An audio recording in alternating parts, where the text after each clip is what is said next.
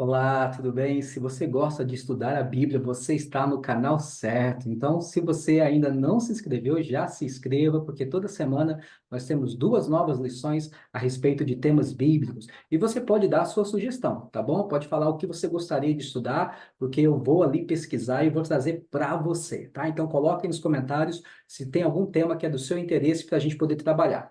Hoje nós vamos falar sobre o Antigo Testamento. Vamos entender a estrutura do Antigo Testamento. Pretendo fazer um vídeo 2 para falar sobre o Novo Testamento, claro, se for do seu interesse. Então você já coloca nos comentários aí se você quiser a continuidade da lição de hoje, tá bom? Vou compartilhar desde já a minha tela com você, para você já acompanhar comigo, olhando o material que eu separei aqui. Perfeito? Então, conhecendo a Bíblia, Antigo Testamento. Hoje, Antigo Testamento. Então, confere comigo aí. Ó, o primeiro grupo da Bíblia, de 5 livros, são chamados de Pentateuco. Tá? Por que Pentateuco? Pentateuco, dentro da teologia ocidental, é uma expressão que vem do grego, tá? O penta 5 e teuco rolo. Então, 5 rolos, 5 livros, já que os livros eram escritos de uma forma diferente, não era igual o livro que nós temos. Eles eram em rolos, tá? Então, por isso o Pentateuco, 5 rolos. Estes livros, você pode ver na tela, começa com o livro de Gênesis, na sequência Êxodo, Levíticos, Números e Deuteronômio, ok? Isso dentro da teologia ocidental.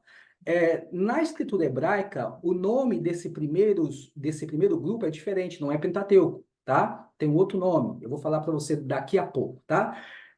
Na sequência, nós temos os livros históricos, que são esses aí: Josué, Juízes, Ruth, e agora presta atenção nesta informação.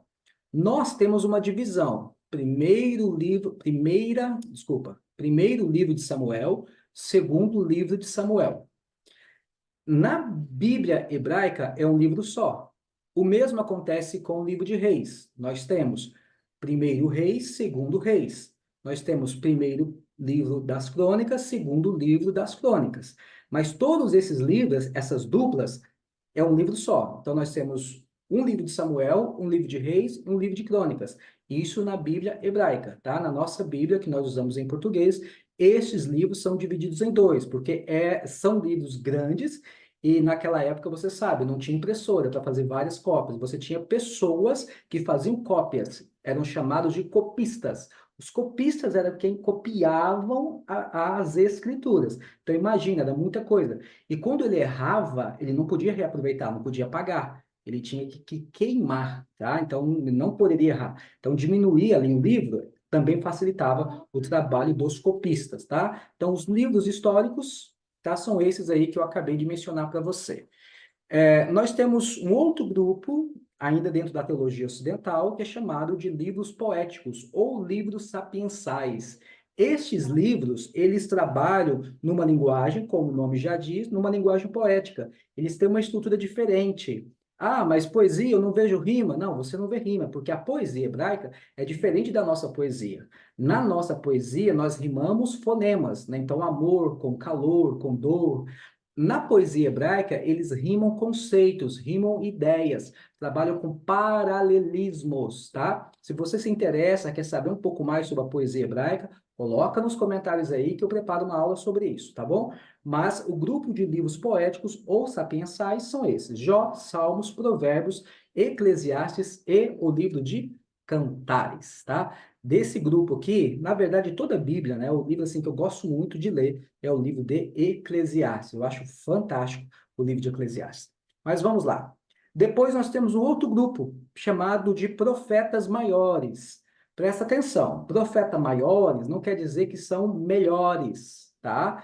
São maiores, porque realmente os livros, eles são de um conteúdo mais denso, de um conteúdo maior, ok? Não quer dizer que eles são melhores, tá? Maiores no sentido realmente porque são maiores, né? O tamanho, né, do livro. E eles têm dentro da história, um momento mais específico, e vai ficar mais claro quando eu falar do segundo grupo, que são, se eu tenho os profetas maiores, eu tenho também os profetas menores, tá? Então, eu separei aqui para você, ó.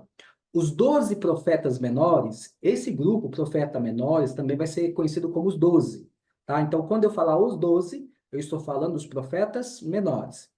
Eles deixam suas mensagens registradas em livros e nós tomaremos como ponto de referência o cativeiro babilônio. Então, o cativeiro babilônio vai ser a nossa referência. Nós vamos falar de antes, durante e depois. E você vai ver qual profeta trabalhou em qual momento. Esse grupo chamado profetas menores, ou os 12, são profetas que estão mais ligados ali com esse momento, com o período do cativeiro, seja pré, durante ou pós, tá? Vamos dar uma olhada. Os profetas que atuaram antes do cativeiro foram Oséias, Joel, Amós, Obadias, Jonas, Isaías, Miqueias, Naum, Abacuque, Sofonias e Jeremias, ok? Esses são os que atuaram antes do cativeiro. Os profetas que atuaram durante o cativeiro, nós temos Jeremias, Ezequiel e Daniel, tá? E os profetas pós-cativeiro, nós temos Ageu, Zacarias e Malaquias. Então, este grupo é conhecido, é chamado de os 12, ou os profetas menores. Então, quando eu falar os 12, eu estou falando profetas menores. São profetas relacionados ao período do cativeiro, seja antes, e as suas profecias estavam relacionadas com o cativeiro, antes de acontecer, tá? Você tem os profetas que atuaram durante e os profetas que atuaram depois do cativeiro, ok? Então, até agora, nós tivemos Pentateuco, históricos, sabedoria e profetas. No caso, profetas maiores e profetas menores. Agora, eu quero mostrar para você que a divisão, como é a divisão hebraica, porque é diferente da nossa, tá? É diferente. Se você pegar uma Bíblia hebraica, você vai ver que até a sequência dos livros é diferente. Por exemplo, dentro da teologia ocidental, a Bíblia que a maioria de nós usamos, o último livro do Antigo Testamento é o livro de Malaquias. Na Bíblia hebraica, o último livro do Antigo Testamento é o livro de Segundo Crônicas, tá? Segundo mesmo, não é Segunda Crônicas, é segundo. Segundo livro de Crônicas, tá? É o último livro da Bíblia hebraica, Antigo Testamento. Olha esse verso aqui, que é um verso que traz palavras ditas por Jesus. E disse-lhes, é Jesus falando, são estas as palavras que vos disse, estando ainda convosco, que convinha que se cumprisse tudo o que de mim estava escrito. Escrito onde? Tudo que de Jesus estava escrito deveria se cumprir. Estava escrito onde? Olha a estrutura que Jesus vai usar para fazer referência como base para ele, né? Como revelação dele. Lembra que quando Jesus fala isso, nós não temos o Novo Testamento. O Novo Testamento ainda seria escrito. Ainda não há Novo Testamento. Nós temos o Antigo Testamento. Então, eu sei que existem algumas linhas teológicas que olham para o Antigo Testamento com certo desdém, com certo desprezo, como profecias que já se cumpriram. É antigo, não é mais necessário, porque o novo superou o velho. Mas não é bem assim, tá? Não é bem assim. O Antigo Testamento ele é extremamente necessário para entender o Novo Testamento, já que o Antigo ele fala da promessa e o Novo é a concretização da promessa. Mas para reconhecer essa promessa do Novo, eu preciso do Antigo. Se eu tiro o Antigo, o Novo ele fica no vácuo, porque o Novo é uma continuidade daquilo que aconteceu no Antigo Testamento. Mas vamos lá, Jesus ele trabalha com essa estrutura que era a estrutura da época e é a estrutura da Bíblia hebraica. Lei de Moisés, profetas e salmos. Salmos ali equivale aos escritos, tá? Então, lei de Moisés, profetas, escritos, os salmos, a mesma coisa. Esta divisão vai ficar assim, eu vou mostrar para você. Você pode ver aí na tela que tem uma expressão, que é uma expressão hebraica, Tanakh. Tanakh é um acróstico, tá? Que serve para memorizar a sequência dos livros. Então, você tem, o Tanakh seria Torá, que é a lei de Moisés, Neviim, profetas, porque profetas, o nome, né, a palavra profeta, vem da palavra Nevi, ok? Nevi, ou Navi, que quer dizer profeta, e ali está no plural, né? Neviim, profetas, ok? E você tem os escritos, que é Ketuvim, por isso o acróstico em hebraico vai ficar Tanakh. Torá, Neviim, Ketuvim, que seria lei de Moisés, aí não muda, igual a nossa Bíblia, começa em Gênesis, termina em Deuteronômio, a mesma coisa, tá? A mesma sequência. Aí agora vai mexer um pouquinho, quando chegar nos profetas e nos escritos, tá? Neviim e Ketuvim. Aí muda um pouquinho e vou mostrar para você. De curiosidade. Neviim, então, seriam os profetas. Olha quem são considerados os profetas. Lembra que na Bíblia Ocidental, a que nós usamos, nós temos lá os 12 profetas, né, que são os menores, e temos o outro grupo que são os profetas maiores. Aqui você não tem essa divisão de profetas maiores e menores, você tem profetas, tá? Os profetas são os considerados livros proféticos ou livros dos profetas são Josué, interessante, né? Josué, Juízes, também interessante, está na lista. Samuel, veja que não tem o primeiro livro de Samuel, o segundo livro de Samuel, porque ali é um livro só. São os dois livros que nós temos, só que eles não têm a divisão, tá? Por isso só Samuel. O mesmo acontece com Reis. Aí você tem Isaías, tem Jeremias, tem Ezequiel e tem os 12, que são os profetas menores. Então, os 12 profetas menores, mas este outro grupo faz parte dessa estrutura hebraica, tá? Os profetas, ou Nevim, ok? É esse o grupo. Na sequência, nós temos Ketuvim, que são os escritos.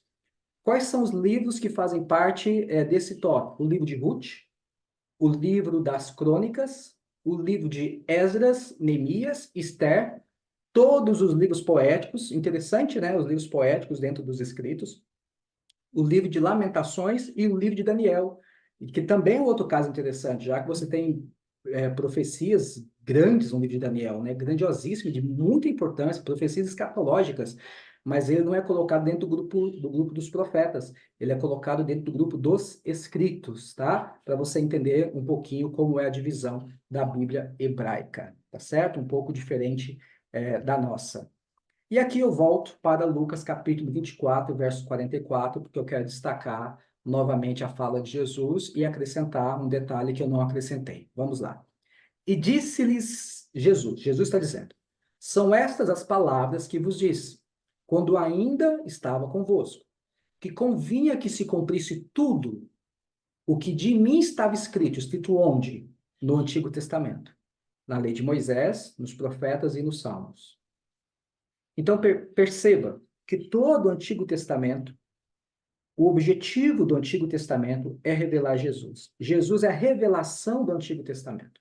Em momento algum, Jesus disse que ele, Jesus, anula o Antigo Testamento. Jesus não anula o Antigo Testamento, Jesus completa. E não é completa no sentido de finalizar, é completa no sentido de uma promessa foi feita no Antigo e essa promessa está se cumprindo agora. E nós temos então o desdobramento, a continuidade dessa promessa, porque os princípios envolvidos, claro que nós temos questões culturais e tudo isso deve ser anulado, deve ser avaliado dentro da história, dentro da cultura e tudo, mas os princípios ali, eles ainda valem para os dias de hoje, ok? Então, o próprio Jesus disse, eu não vim abrogar a lei, destruir a lei, anular a lei e os profetas, tá? Eu não vim. Por que ele falou isso? Eu não vim abrogar a lei, eu vim cumprir, né? Porque ele é o cumprimento da lei, e quando ele fala lei, é a Torá, ele é o cumprimento da Torá, tá? Então, ele é a lei de Moisés, é Jesus, Jesus é a lei. Ele não é a anulação da lei, ele é a encarnação, se eu posso assim dizer, ele é a expressão exata de como nós deveríamos viver de acordo com a vontade de Deus. E uma curiosidade a respeito da palavra Torá, que nós traduzimos por lei, uma tradução interessante é instrução, tá? Torá é instrução, é Deus nos instruindo. E aqui vem uma outra coisa legal, porque a palavra hebraica para ouvir e obedecer é uma só, tá? Que é o Shema, ouvir barra obedecer. Então, quando fala que é uma instrução de Deus, não é que eu vou praticar essa instrução se eu achar conveniente. Se eu estou ouvindo a instrução de Deus, já espera da minha parte obediência. Porque na língua hebraica, ouvir a Deus é obedecer a Deus, porque é impossível alguém admitir a possibilidade de ouvir o que Deus está falando e desobedecê-lo. Isso seria loucura, ok? Então, o Antigo Testamento ele vai trabalhar nos dando a base para o desenvolvimento da nossa vida espiritual e viver de fato o cumprimento da promessa do Novo Testamento. Para entender o Novo Testamento, eu preciso do Antigo Testamento, porque senão Jesus ele está no vácuo, né? Jesus surge do nada. E Jesus não surge do nada. Há uma promessa no Antigo, lá em Gênesis, capítulo 3, verso 15, tem uma promessa do descendente que pisaria a cabeça da serpente. E o Novo Testamento, ele vai revelar para mim, ele vai clarear para mim, ele vai me dar a concretização da promessa que fora feita. Então, eu começo no Antigo e a promessa vai se desenvolvendo, vai se ampliando e eu chego no Novo Testamento. E Jesus agora, ele me dá a missão da continuidade, né, de viver em continuidade da nova aliança que ele estabelece, uma nova aliança que não anula a antiga, mas uma nova aliança que é renovada no seu sangue, não é anulada, ela é renovada no sangue de Jesus, tá? Então, hoje é isso, ok? Se você quiser saber um pouquinho mais, tiver alguma dúvida, alguma curiosidade, pode perguntar. E eu pretendo fazer a sequência para a gente falar um pouquinho do Novo Testamento. Dentro desse tema, se ficou alguma dúvida, se você ficou curioso com alguma coisa, pode colocar nos comentários, que eu vou trabalhar o tema ali que você escolher nos próximos vídeos, né, que eu fizer, tá bom? Então, se você ficou até aqui, não se esqueça de se inscrever no canal, tá bom? Deixa o seu joinha aí e dá um apoio, beleza? Até a próxima e a gente se vê. Papai do céu abençoe.